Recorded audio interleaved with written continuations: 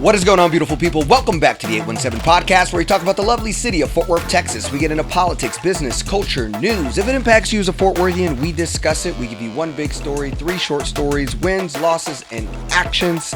I'm with my co-host, Ann Zeta, and our producer, Wesley Kirk. You're back. Yeah, thank goodness. You have that down. Yeah. Poor Wesley had to struggle a little bit with that. I only got to see the final makeup of you doing it, but how was actually doing it? It was good. It was easy, except that first part. I know all the words, but having to say them in one continuous stream while looking in the camera, that's harder than I wouldn't even have attempted it, so I was very glad that Wesley was willing to try to pull that off. I was listening to the episode while I was in San Francisco, so it was so nice to listen to it. And hear on Good Transit? You were listening to the transit episode? Flying by neighborhoods with pride flags and Juneteenth flags. I'm like, what a city. Yeah. What a city. But so what do we have today, guys, as our big story? So our big story today, we have mentioned a couple of times, I think, that there was a fire at the Cooper apartments, but we didn't have all the information. And so now we were literally recording an episode when we saw the news break, and we were like, should we talk about it? But probably wanted rightfully to get more info so that we knew what we were saying. Because not only has it been a struggle for the folks that live there, and there's been some evolving information about it, and they have done a big fundraising effort, and they've just distributed some of the dollars that were raised locally to help folks, but it's not the end of it. Yeah. They're going to continue to need support, and I think it's important. Exactly. So when we first heard about it, it was just like, oh, hey, there's a fire. And then that day it was like, oh, it's a 5-alarm fire. And then that night it's like, oh, it's a 6-alarm fire. And I didn't even realize how many people I knew lived at the Cooper. And when they started posting individuals that lived there, and I was trying to figure out if I could help people, with some finances, and then I was glad to see that they came together with an effort to help everybody, because I was surprised at the number of people that I knew too, and there were individual stories that were heartbreaking. People who were getting married the following week and had preparations for their wedding in their apartments. I heard from one TCU medical student who had moved everything they own in at 1 p.m. and by 3 p.m., everything they had was gone. Yeah, this is directly across the street from the TCU Medical School, so it's a great location for them. So hopefully they'll get things back fixed and leased again, but apparently they're not letting anybody in, even if their apartments are in an area that were not directly impacted by the fire. When you fight a fire, there's water and all kinds of other things, so I can see why there would be a need to make sure that things are safe. But apparently they've been letting some people in there, just not the people who actually live there. Yeah, so the way I heard it from my friends who live there was that no one was allowed in, but you could write a list of the most important things you own, and the firefighters would go in and grab your stuff for you and bring it out. So my friend was able to get his most essentials out that way, but apparently they got so overwhelmed that they didn't get everyone's stuff that time, and then the apartments told them they could get their stuff eventually, and then it sounds like the apartments just stopped giving any information whatsoever, and they kept saying that oh, well, it's not structurally sound. Well, then when the firefighters had their full report of how it started, with the HVAC on the roof catching fire and it spreading that way, apparently most of it is structurally sound. They just won't let people go in and get their things. Yeah, and so it seems like they're blaming the HVAC company. Is that where we are, or then they still haven't really talked about who's responsible? I haven't seen any of the articles directly say who was at fault. It definitely originated with an HVAC unit that was on the roof that was being maintained or something being worked on at the time that the fire broke out. So I haven't seen anybody specifically say who's trying to blame who. And the management company is different than the company that owns the structure, the building itself. But both of them, I think, are not local. Yeah. That was the crazy thing, is that, it took so long for people who live there to figure out, what about the rent that I paid you? I'm homeless right now. What do I do? And they were like, oh, well, we can give you a discount at one of our sister properties that's 30 to 40 miles away. What good is that supposed to do? And also everything they own is in that building that they're not allowed to go into. Yeah, and I think they did do some reimbursements for rent of June, and that has happened too, along with the distribution of the money that was raised here locally for supporting. Well, yeah, and it looks like Cooper Fire Relief Fund reached $100,000 and distributes to 5 victim renters at the Cooper at the Cooper railing after Fort Worth fire. Many had no insurance. Fort Worth firefighters, like you guys said, but $100,000 over how many people was impacted? It looked like it went directly to 5. No. Way more than 5. Yeah. There were Sorry, fire victims. It's R, not a V. Fire victims. It's like, gotcha. Yeah, that would have been crazy. Yeah. But yeah, the gave... first number said there was about 850 people living there. Correct. I don't know what the final number tallied out to. I think they were giving checks for $500 to people who had registered. Yeah. Well, but I mean, hey, shout out to Elizabeth Beck, United Way of Tarrant County, and Near Southside for helping coordinate that effort for how people could help financially. I think we need to have a real story on this with real people who probably experience it. Mm-hmm. I also know we were going to have a renter group on the pod at one point when there was a state bill going on about renters. You remember we were trying to get someone on? They were calling it the squatter bill. Yes, the squatter bill. There were some situations with people squatting, but literally it applied to every renter in the state and allowed landlords to kick people out for I mean, they fixed it and they did not pass it in the way they originally were passing it. But there was some very strong problems. And so I remember when we were talking to that person, I feel like they would give a lot of renter advocacy and like why. I mean, we're down to close to a month. I mean, this happened. I guess when people listen to this, it's at a month, and we're talking about the best we're doing with a lot of these people who burned all their stuff down is $500. And it shows an example of how somehow either governments or community members have to save capitalism. You run for-profit businesses and you provide rent. That means these people don't own anything but the things that they had in that apartment. And now the things that they actually owned are no longer there because you supplied a product that wasn't served. If I went to a restaurant and I got a meal and my meal was burnt, I would get a refund for my meal. If I got on a plane, I would get a refund in a hotel stay and some food. I think we need to be talking much more how there needs to be a lot to be done better.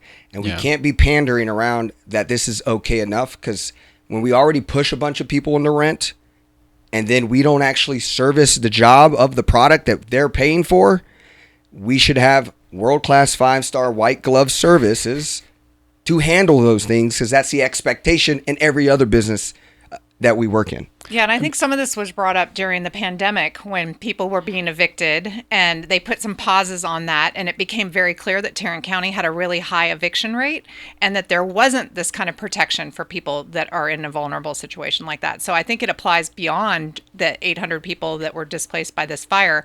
I think in the past we've had small displacements from smaller fires and smaller complexes, but this was huge, and I don't think there was a response immediately in place to address this and rules in place. Mm-hmm. And I think that all comes back to wanting to be a low regulatory state that doesn't put rules in place that requires and expects people to do the right thing. And clearly this management company is not doing the right thing, in my personal opinion.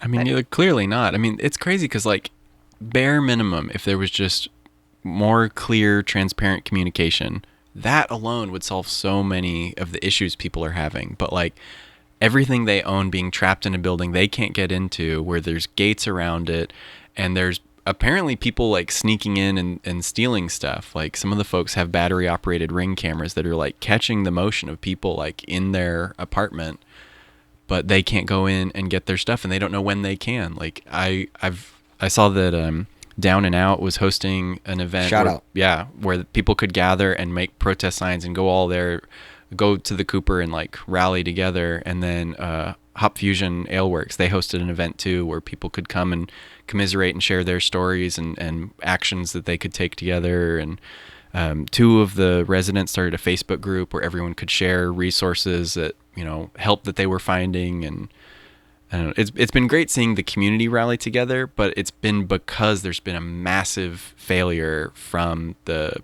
property owners, the property management, and there's got to be a better solution. I mean, another great example of community saves the day, or the government saves the day. Governor Abbott requested a disaster declaration from the U.S. Small Business Administration for tenants who were affected from the Cooper apartments. He did that on June 30th. Which he announced a preliminary damage assessment. If the disaster declaration is approved, Federal assistance will be available through an SBA disaster program that provides low-interest loans to those who qualify.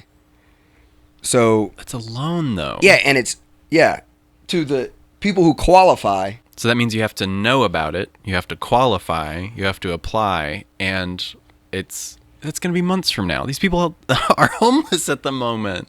I think the other topic that this brought up for me, because some of the articles talked about lessons learned by the firefighters. So obviously the directly impacted residents is the most personal thing for them, and that's the most important thing. But I think it's interesting to look at what firefighters indicated that they learned, because we do have a lot of mid-rise apartments in Fort Worth, and apparently the roofing material on this apartment was gumming up the saws that they were using to try to get in to fight the fire that had gotten like into the building. And so I think that that's something they need to be aware of, if that's a type of roofing material that is new or something.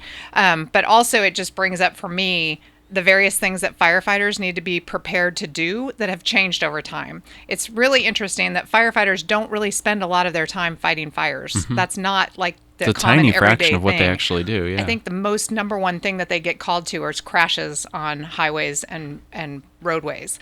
And on highways, they're in great danger, and they even have to use their fire trucks to kind of block and protect themselves when they're responding to those from crashes. all the cars, yeah. And so I also think about the way we design roads, and how sometimes firefighters and emergency access vehicles will say that they don't like the traffic calming things that we do to try to make roadways safer and have less crashes, because they can't get through really quickly. But the balance is that you have less crashes to have to respond to. And I think that we should respond with vehicles that can fit those calmer, more well-designed streets than design our streets for something that just happens periodically and would happen less if we had more well-designed streets. Yeah. Well, I guess like bringing that full circle to the Cooper apartments, it seems like we protect roads and capitalism and allow them to do whatever they want, and then we just bend to it and to make the community fold or bend. The people are on their own. Continue to save, and that's when you continue to be pro-business, it's anti-community, and it makes us have to deal with this. And I know, like, shout out to Elizabeth Becht, but it's like the real political leader here actually says those things. Like, no one is actually calling out the lack of renter support and infrastructure in Texas and the city. And so, like, yes, we went around, put our hat out, and raised $100,000, which is awesome. But like, how do we prevent this the next time? This evil to happen over and over again. Yeah. Same way with car crashes. So while the United Way campaign, I think, has come to fruition, and they have completed that and handed out those dollars, I know that Near Southside is still keeping a tab on what the needs are individually from people in the Cooper, and have said to reach out to them if there's needs that come up in the future that people can address. Or ways that you think you can help. All right, so now that we're moving into short stories, we're going to start with actually the Fort Worth Police Chief finalist announcement. We have four, we did a search, and we have 4 finalists who are looking at the Fort Worth police job. Here's what we know about each candidate. We have Fort Worth PD Interim Chief Robert Aldridge, former DPD Deputy Chief Vernon Hale III, LAPD Deputy Chief Amada Tingridis, and former DPD Chief Eddie Garcia as the finalists. And what's important to know, it seems like we're going through a cleaner process than we did with the city manager. And it also seems like we're getting an event a meeting where we're going to be able to meet with them at City Hall on August 14th. Yeah, that's at 5:30 p.m. at City Hall, but it's also, I think, virtual. And I think that people can submit comments and input virtually as well. Yeah, I wouldn't hold my breath on that. I would imagine you can watch it virtually, but the city doesn't really seem to care about live virtual interaction. So I think in the past when we had forums, there was a city employee keeping track of the comments in the chat on YouTube and on Facebook, and doing the comments, reading those questions out loud in those meetings. Okay. I'm not saying it won't happen, but I'm saying that it should happen right here, just in case it doesn't or isn't planned, that maybe somebody will hear it and go ahead and do that, because they have done it in the past. And I think, but it's not consistent. Exactly. That's how it should happen. But if you want to guarantee that you were there to make your voice heard, be there in person if you can. I found it interesting because the day before the announcement of the Final Four, there was floating around that there might be a final 5, and the 4 names were released, and they were saying that there would be an announcement the next day that would have all 5 candidates, and then the announcement the next day was just 4 candidates. But I think that highlights what tends to happen in these kind of searches, that some people are possibly pursuing the job but don't want that to be public in the beginning, and I think maybe that 5th person dropped out because they didn't want to take that next step, but a lot of times people will say, we want to know who all 51 candidates were, and when you're doing high-level searches like this, often there are people who need to keep it kind of under wraps because they have current jobs, but in this case we are having this public forum. Material has been put out, and as Wesley pointed out, some of the material coming from the city of Fort Worth had some robust information in it, whereas in the past maybe we haven't gotten all of that information released by the city. Yeah, it was wild to me when the news came out and I was reading everything as it was happening, but then I was putting together the show notes for this. I was like, I could have sworn there was more info on these candidates. Where was it? Fort Worth Report. No, it wasn't there. Star Telegram. No, it wasn't there. WFA. No, it wasn't there. I'm like, where was this info? And then I realized it was on the city's website. That never happens, where the most robust info is on the city's website itself. I think we need to give a shout out to the people who are doing communications right now. Someone is doing something right now. Look at that. So let's kind of like highlight some of it so we can kind of tell people who the 4 are. Robert Aldridge has been serving as an interim police chief since May, following the retirement of Chief Neil Noakes, a 25-year veteran of the department. Aldridge has worked his way up through the ranks since joining Fort Worth PD in 1999. He currently oversees the Finance Personnel Bureau and previously led Tactical Operations, Professional Standards, and Central Patrol. Aldridge holds both bachelor and master's degree in criminal justice from Tarleton State University and is a graduate of the FBI National Academy. A U.S. Air Force veteran, he's known inside the department for his methodical leadership and operational experience. And I overlapped with him on my council service when he was in charge of Central Division, so I've known him for many years. And Wesley, you've also I've got a take-in call from him? Yeah, limited interaction with him. My first time talking with him was when me and Pam Young and some other people from United Fort Worth were all signed up to speak at City Council about when they were trying to get a no cruising ordinance in West 7th, and it seemed like just more excuse to police black and brown people. And so we signed up to speak, and then that morning, Maddie Parker pulled it from the agenda, and suddenly we weren't allowed to speak. But each and every one of us who were there to speak against police got a call from Robert Aldridge himself, which was just it was so confusing. I didn't even know that the city gives out your phone number to anyone who asks when you sign up to speak. And I guess he was asking what were you going to say? And I'm like, why is this how you're doing it? I don't know. It felt, he might have thought he was coming from a good place, but the way it happened, it felt like he didn't understand the nuance of it. And it felt like an intimidation tactic at the time. I don't know what the deal was with that. I think it's the same thing that they do when they think they might try to help someone who might have a gripe ahead of time, and then maybe they don't need to show up to have that gripe. Or if they're pulling an item, they are reaching out.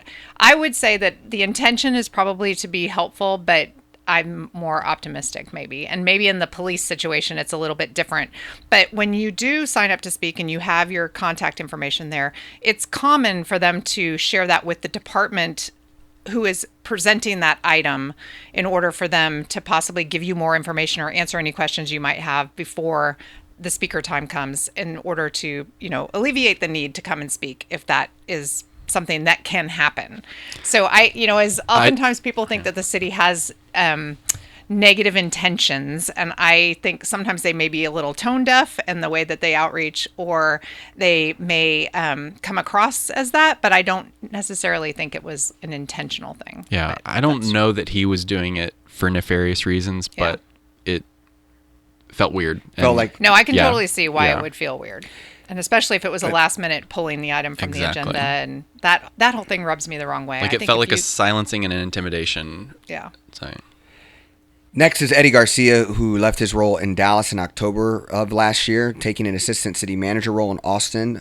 Dallas, he has been hired from the DEA office, Daniel Camoy, to replace Garcia. Whoa. That makes no sense. There's so many TC. Burritos. I don't know where the sentence is. Garcia has left his role in Dallas in October last year, taking an assistant city manager role in Austin under former Dallas city manager T.C. Broadneck. Dallas has since hired former DEA official Daniel Camoy to replace Garcia. Garcia's departure from Dallas was announced as his decision to retire from law enforcement, despite his having previously committed to stay with the city until 2027. Born in Puerto Rico, come on, brother, became Dallas' first Latino chief in February 2021. He was previously the police chief in San Jose, California, where he spent nearly 30 years with the department. Garcia replaced Chief U. Renee Hall, who decided in 2020 to leave the role as Dallas top cop. Garcia was selected for Dallas' job over 6 other finalists. But now he seems to want to be back in the game. You kind of have context of how he left Dallas? Yeah, I think Broadneck left Dallas as the city manager. I think he was definitely not getting along with the mayor at the time. And I think that he kind of took Garcia with him to Austin. I'm not sure if Garcia wasn't getting along with the mayor and that maybe that was part of his reason for wanting to leave Dallas at the time. I don't know that for a fact. I just know that it's not a shocker that the city manager would leave and go somewhere and then reach back and take some of the people that he worked with in the previous city to the new city that he's gone to. But I read the article too that indicated that he was wanting to have more life-work balance and that that he could definitely get that being an assistant city manager in Austin over being the chief of police in Dallas. But I didn't see where it said he was, planning to leave law enforcement and now seems to be interested in jumping back in. And I don't know why he's leaving Austin. If it's to come to Fort Worth or if that happened, you said he's already been replaced in Austin. So maybe there's a reason that he's looking for another job. And I at first thought he seems to be jumping around a lot because I was like San Jose and then Dallas and then Austin and now he wants to come to Fort Worth. But he was in Dallas for like 3 years. So it wasn't a huge, it wasn't a very, very short time that he was there. Yeah, he was also in San Jose for a while. But looking at it, long time. Quote, it says, I was a kid from Puerto Rico. I didn't speak English. And if I wasn't for the San Jose Police Department and the men and women of that department, I would have never gotten here. If it wasn't for the men and women of the Dallas department, I would have never gotten my next opportunity. But I think for a 35% population, Latinx Fort Worth, I think the idea of having a police chief that is Latino, who also knows the feelings of not speaking English while coming to some place, I think could be a very powerful empathizer and strategy just from like resources. So just learning about the individual here, I could see that benefit with that being our largest minority population in the city. Well, and I think they were searching for a chief when they hired him at the same time we were searching for a chief. And I remember him being a candidate there and being impressed with him and thinking that he seemed like a good guy. So, and I think he was well liked there. I don't think that there was, I don't remember there being any concerns. I think he was accepted. It's that whole coming from California thing, because one of the other candidates is also from California. Well, I just think that a lot of times Fort Worth and Dallas too, just Texas in general, gets a little peeved about anybody coming from California like this is some horrible thing that they should resist at all cost.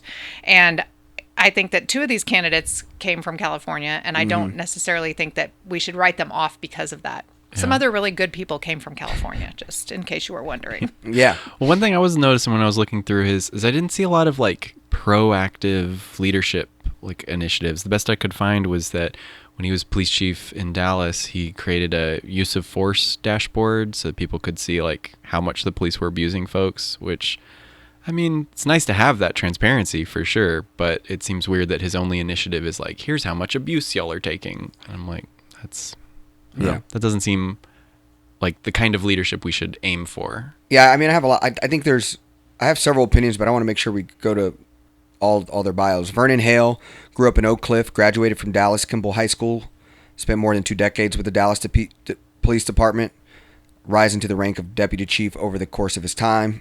He led leadership roles in narcotics, special operations, training, and media relations.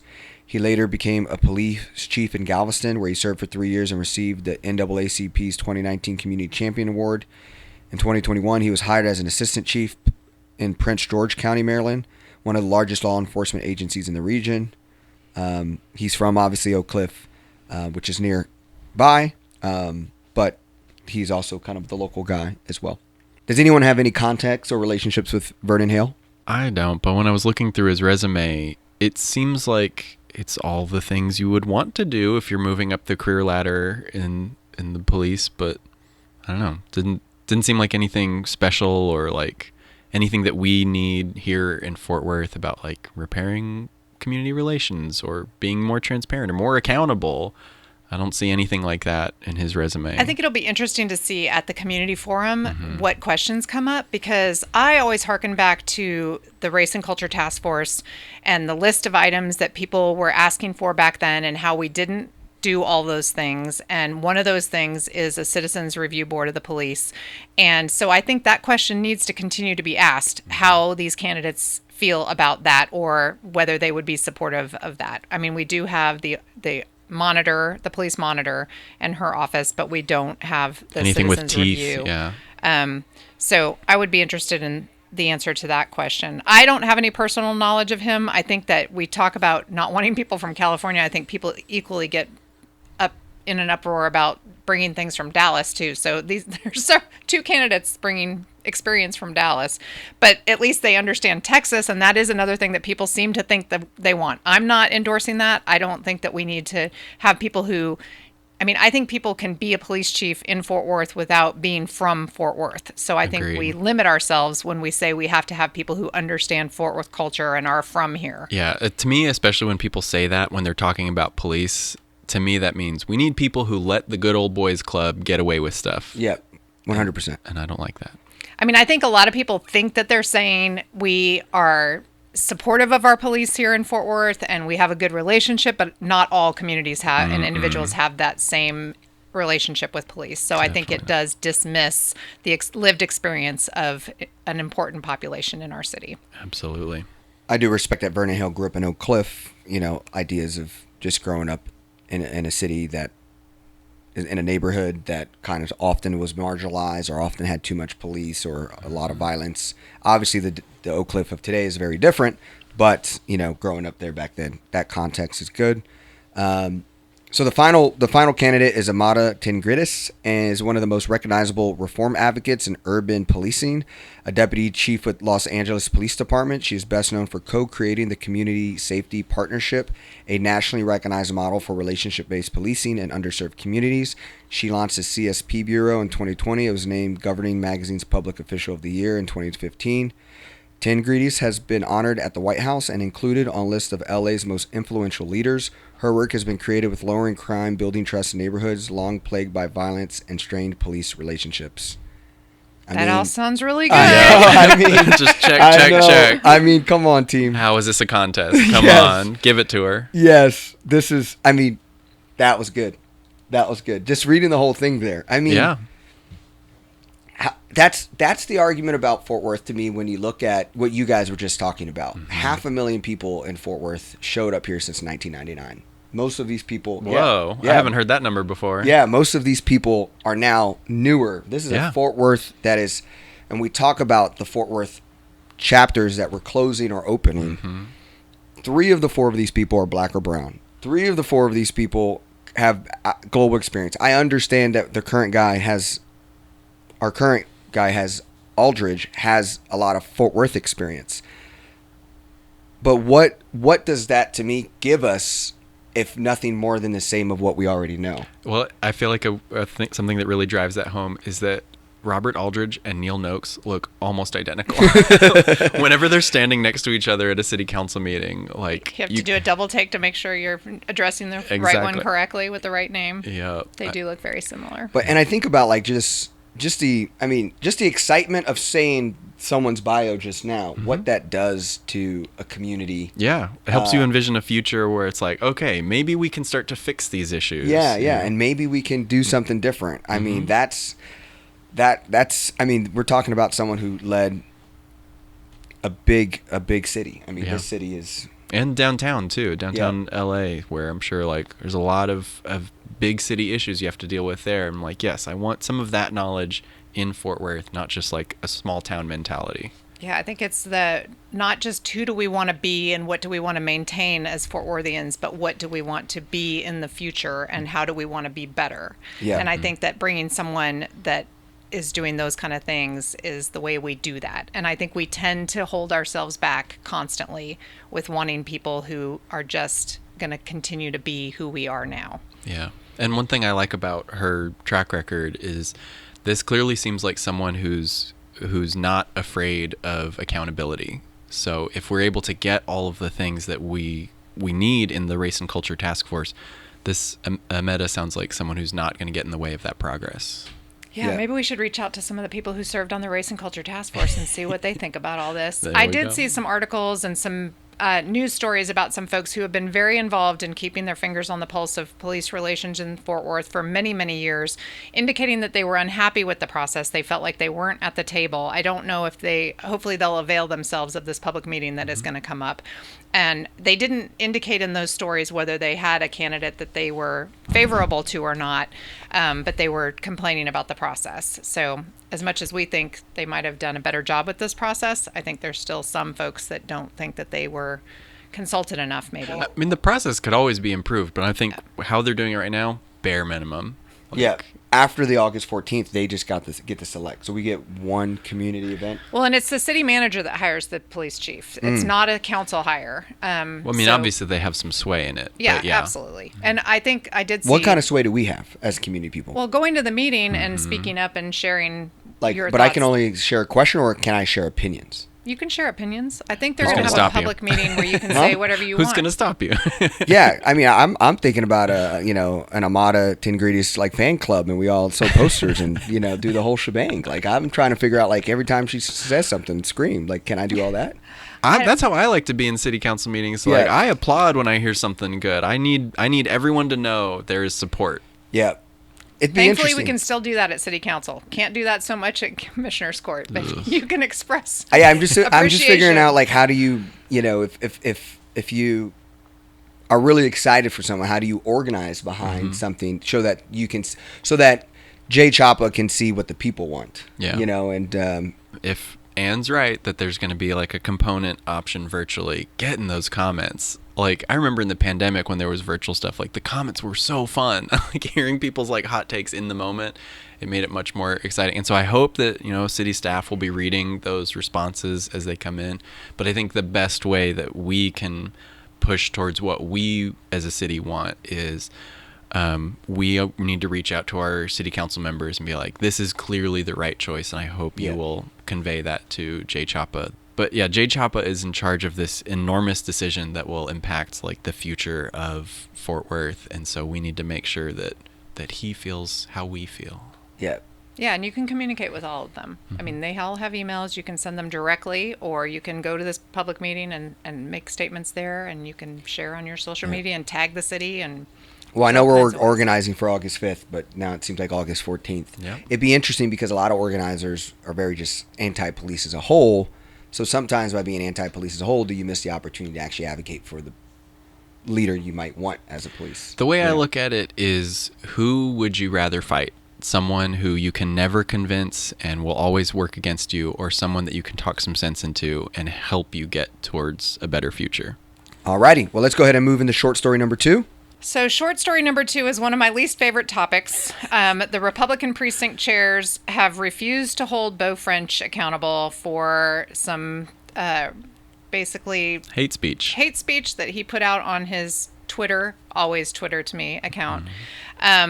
They had a meeting recently. They're the only ones that can decide whether he is removed. Either he resigns or they vote to remove him. They clearly are not doing that because they had a meeting where they didn't even bring it up as a topic. In the Fort Worth Report article, there were a few precinct chairs who talked about how they hoped it would be addressed, and then it just fully skipped over. Some Republican leaders in the state and in the city did speak up and finally say that they thought that he should step down or resign. But those precinct chairs who have the actual ability to do that did not see the value in doing that. So they had their meeting on July 12th, and they seemed uninterested in holding him accountable for this hate speech. He didn't even come to the meeting. Apparently he was on vacation. So there was no discussion about his possible removal, and they chose not to vote to censor him or remove him or have any kind of resolution. But they did pass a resolution denouncing the Council on American Islamic Relations, who he had called out in his hate speech. They voted to call call on the Texas legislature and the Tarrant County Commissioners Court and the Republican Party of Texas to declare, quote, an invasion of Islamic centers as a dangerous threat to our way of life. So this is the resolution that they're choosing to focus on in a city, a town, a country where people have the freedom to practice whatever religion they would like to practice.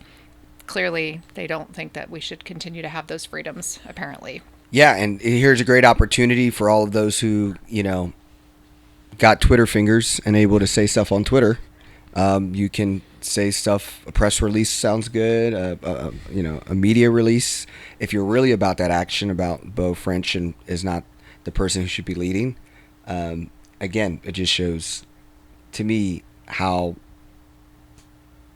white men get to get away with some crazy crap all the time and still lead. And double down on it and still get away with it. Yeah. Yeah.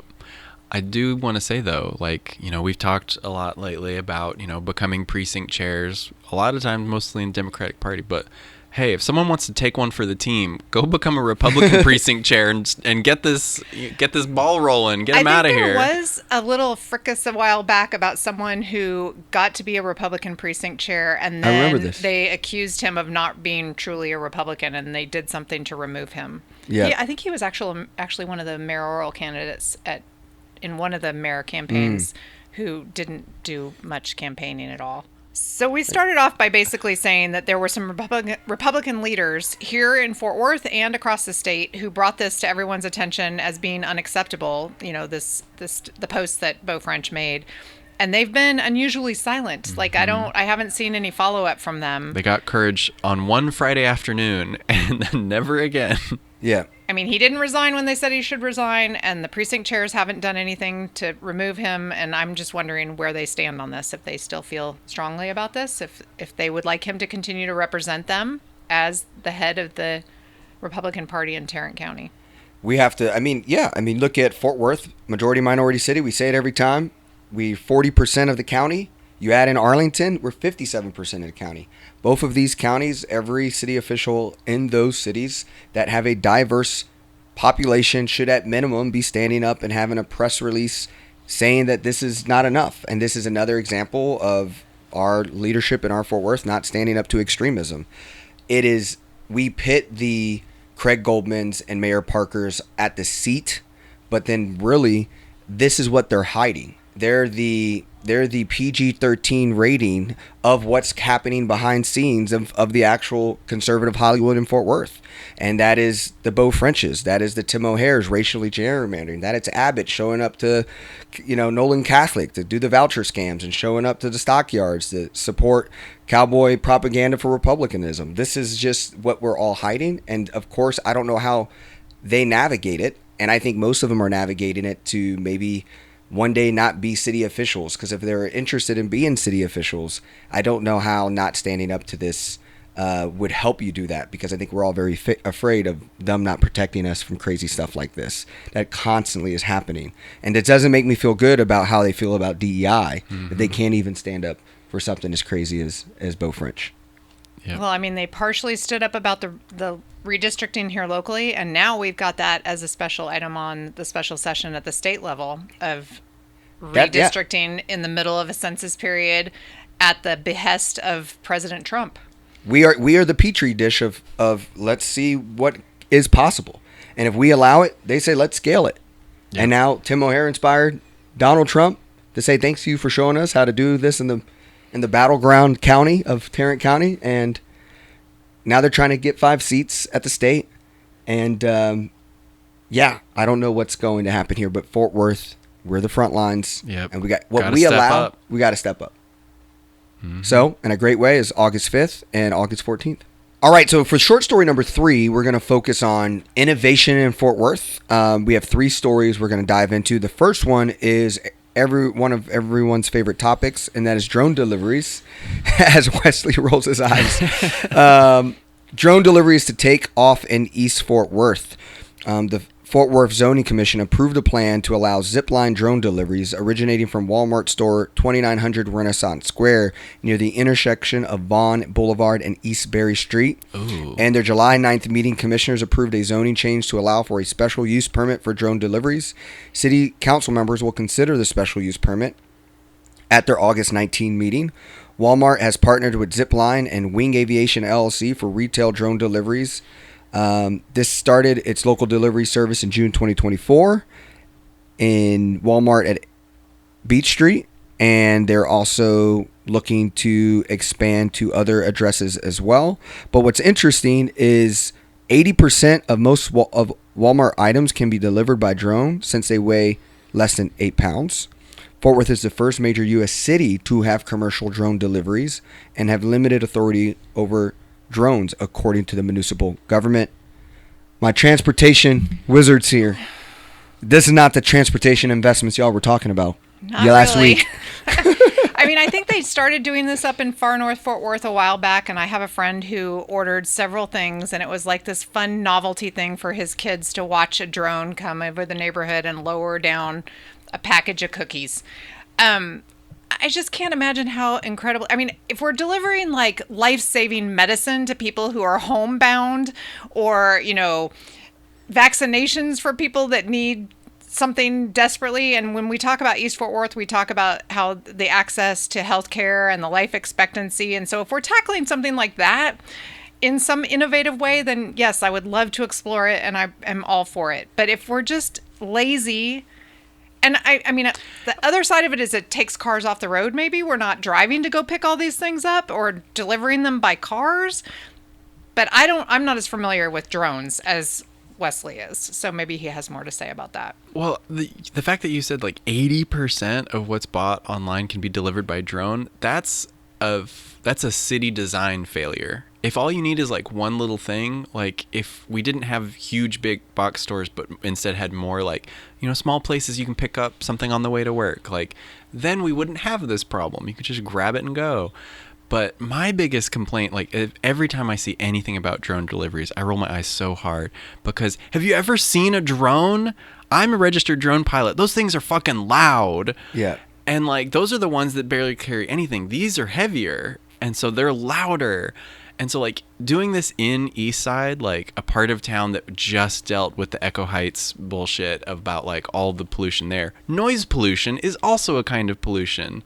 Like you don't want these things zipping inside. And also like the drone that I fly, it has really good sensors that it can like monitor what's around it, but it's not perfect. Like you can run into power lines on accident. You can hit trees with it. Like these things get stuck, get lost, or like they can injure people. If it's in heavy wind or anything, like it can do all sorts of crazy things. This is just not safe, not smart, and not how a good city should be designed. Well, I think this is also when we talk about what happens in Alliance, Texas, this is the things they brag about. It's autonomous little cars. They started talking about taxis. Like flying taxis is what they were first talking about in Fort Worth Alliance area, in the innovation transportation of the future. And they did back off of that. They backed off that this was going to be moving people. And now it's just moving stuff, but it's very small things. Well, flying taxis are just helicopters. That's what they are. And they're expensive. Exactly. Well, going back to this being Alliance, Texas, and Fort Worth seems to be on the forefront of this innovation that they talk about. To me, this is just like when I think of Ross Perot Jr.'s vision of Alliance, Texas, we're going to be the epicenter of bullshit this stuff. Yeah, and we're going to have gimmicky bullshit. We're going to have all this drones flying in and landing in our houses, and that's terrifying, and these little things rolling down the streets. Real quick, I just want to get back to like it makes sense to me why someone in Alliance might get a kick out of this, because this neighborhoods out there have been designed so poorly. You're trapped in your neighborhood. Like there's only one way in or out, so you have to wait 20 minutes to turn left to get to the store. So I'm like, no wonder they want a drone to deliver rather than get in the car and go grab something real quick. But on East Side and North Side, because I have a friend that just moved into North Side, and she's thrilled that there's a little kind of convenience store like in the next block from her house, and she can grab milk or whatever it is by walking if she wanted to. Exactly. No drone required. Yes. Well, the other areas is the Walmart in Bedford, Walmart in Weatherford, Walmart in Burleson, who will also have this ability soon. And they do talk about the decibel levels, Yeah. and they talk about that they have cameras on them, but that they're not high-resolution cameras that they're could look sensors. into people's yards. The second innovation story that we wanted to bring up is actually one I'm pretty forward excited about because I think it's real innovation, an innovation that I think that holds weight from like the infrastructure of humanity. Apple has announced a $500 million deal with MP Materials, committing to purchasing American-made rare earth magnets manufactured at the company's Fort Worth plant and work on other issues related to recycling material key to technology companies, phones, and other community devices. The move comes a week after the U.S. Department of Defense invested $400 million in the company to shore up the country's domestic supply of rare earth minerals and magnets. So realize our tax dollars went into a for-profit entity to fund rare earth minerals. And does any of the people own any of MP Materials? No. As a part of their agreement, Apple and MP Materials will build out in Fort Worth factory with a series of neodymium magnet manufacturing lines specifically designed for Apple products. The new equipment and technical capacity will allow MP Materials to significantly boost its overall production at the plant, essentially doubling production to 2,000 metric tons, according to the company. Now, I talked about MP Materials when they first moved there. There was like 16 employees, and I was like, this is an important company, and I was super proud of Fort Worth getting what I call like deep tech technology. This is like drone, kind of silly tech is not like the deep tech that something like infrastructure and materials. MP is very powerful because the majority of these kind of resources do come from China. China upward has the power of this. I think it's upwards of 90% of these materials come from 92% of the world's magnets are produced, and 50% of the rare earth mining is in China. So MP Materials was a revolutionary kind of company trying to do this work for a while now. I was talking about this in MP Materials year one, and I think it's powerful to see this kind of innovation. Yes, this is also an alliance, by the way. So kudos that there is some deep tech actually happening. But I also can see, if you're looking at it from an environmental perspective, the balance of taking anything out of the ground sucks, and what is the response between how much we're on our phones and our tech, and the responsibility of using these resources and onshoring those domestically in our country. So, and I don't know if this came because tariffs didn't work to get the rare earth materials that our president thought he was going to be able to insist upon being parts of deals that he had with the places that were producing the rare earth, or those materials were available, but bringing it back to the United States, I think, is part of his desire. So I think that's a real win of Fort Worth getting deep tech. Speaking of deep tech, though, I think Wesley's not happy with an AI center. Yeah, so the last city council meeting before they went on break, they voted to approve a big tax abatement for building an AI supercomputer plant in North Fort Worth. And I hate it. I wish so badly we would realize, the environmental consequences of AI, the death of the internet. Just there's so many bad things, and it's not worth just the 1 or 2% of good, useful things for AI. So I don't like that we're going to be wasting all this energy in Texas where we don't have a good power grid. I don't like that we're wasting all of this water powering these how hot AI supercomputers get. Just nothing about it sounds fun or worthwhile to me. I wish this wasn't the route that Fort Worth wanted to go down. I think part one, I would just be all these abatements to do this. Yeah. I just think it's just giving money away. Yeah. That's the part that's one, I'm not a fan of. Number two, I understand jobs. Oh, they're giving 160 jobs at around 65,000. The return on the investment of that, pitiful. Yeah, and I actually think we should require equity. All 200 Fort Worth employees get some type of equity points. And I don't know how it works in the grand scheme of government and capitalism and it being braided together. But if our federal government gave this company $500 million, that was tax dollars, for what I understand of how they get money. And so the people should be able to have some type of ownership of these things as well. If we're using our tax dollars to do that, like that to me is like, yeah, I agree. The hard parts of the environmental pieces is like, I think a step 2, but a step 1 is if you're doing this, do it more people centric so that the ownership distribution and the equity of this distribution is actually more across all people who are going to be affected or invested into it. Yeah. I wonder how that works, because a tax abatement isn't necessarily us giving them tax dollars. It's them not giving us tax dollars that they should be. Right. Otherwise, That's, I mean, I know it sounds like I stand up for the city all the time when I talk about the tax abatements, because having reviewed multiple of them, that is what it is. They're tax dollars that would not come to the city at all if but for this company wasn't bringing its activity and business and jobs here. So they are creating that tax increment, and they're only giving part of it to the city. So the abatement is that we don't make them pay all the taxes that they normally would pay. But it's supposed to be just for a set amount of time, right? They usually are for a set amount of time. And when you say that the return on investment is not good, economic development at the city of Fort Worth does all those calculations, and they have to meet a certain threshold of the return on investment, and they have clawback things in there that if they don't do the things that they're supposed to do, they lose the abatements. And and I guess that just fails. I mean, if they're not then going on to produce the things, then it just doesn't happen. But then none of the dollars come. But then we don't give up any dollars that they're not creating. I get the argument for it, but I feel like it's better for us to have those tax dollars and that get put to benefit the average person. And then that would incentivize more businesses to want to move and invest here, is just to being in a better city.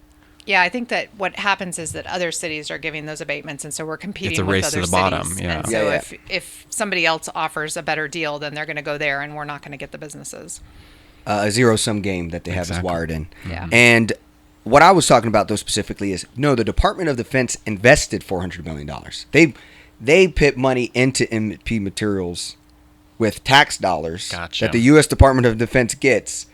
And we do that a lot. Most of these companies make a ton of money off our government. So the whole thing of government is bad is so many of these companies that become trillion-dollar companies are also taking our tax dollars that we give to our federal government, and then our federal government goes and buys these for-profit solutions.